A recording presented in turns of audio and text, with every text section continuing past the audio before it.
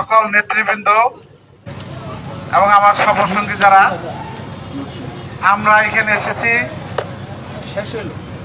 আমাদের শহীদ রাষ্ট্রপতি জিয়া রহমানের সুযোগ্য সন্তান বেগম খালেদা জিয়ার সুযোগ্য সন্তান আমাদের মাননীয় ভারপ্রাপ্ত চেয়ারম্যান জনাব তারেক রহমানের রাষ্ট্র কাঠামো মেরামতের ৩১ দফা বাস্তবায়নের লক্ষ্যে আমরা আজকে লিফলেট বিতরণ করব।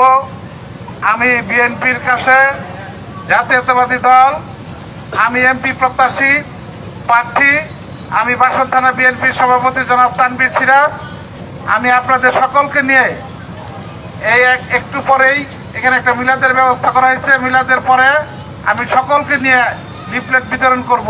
সকলকে ভালো থাকেন, সুস্থ থাকেন।